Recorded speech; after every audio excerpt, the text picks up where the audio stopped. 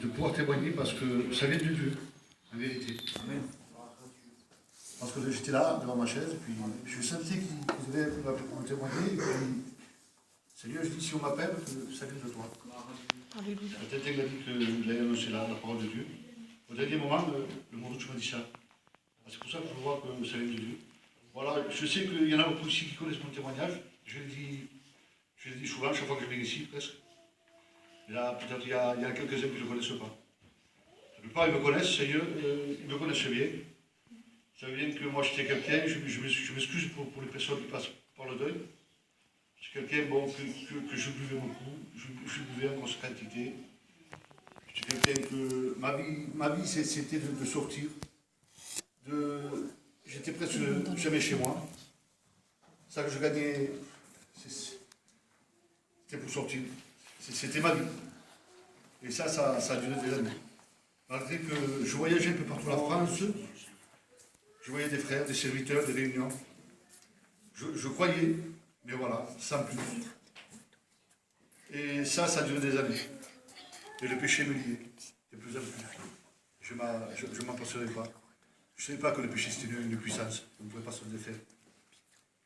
Et plus ça allait de l'avant, plus je vieillissais, les enfants grandissaient, plus le péché me tenait.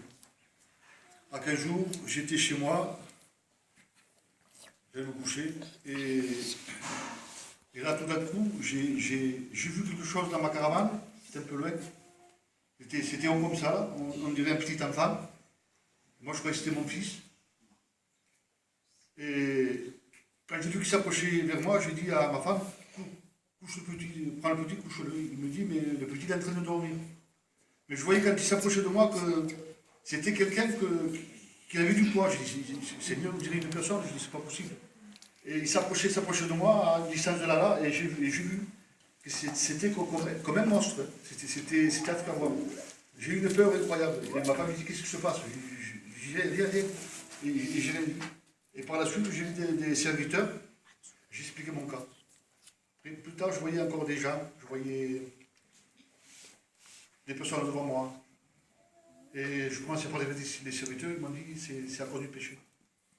Tu as peut-être, tu as des gens qui font un pacte avec Satan pour voir ces choses-là. Ils ne le voyaient pas. Et toi, juste en commettant le péché, tu le vois, tu es vraiment pris pour le péché. Moi, je croyais que c'était l'alcool ou les sorties, que ça me donnait des visions. Je dis non, c'est réel. Et ça restait comme ça. J'ai continué ma vie. Et après, j'ai tombé malade. J'étais au docteur. Il m'a dit que si je continuais comme ça, je pouvais faire un infarctus. Ma femme, elle a eu un songe. Elle avait du deuil, mais il ne savait pas de qui. Et par la suite, il m'avait dit que c'était de moi. Alors tout s'accomplissait.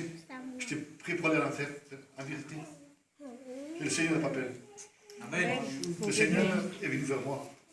Moi qui ne me cherchais pas, c'est lui qui est venu me chercher. Alléluia. Je suis un guide, en vérité.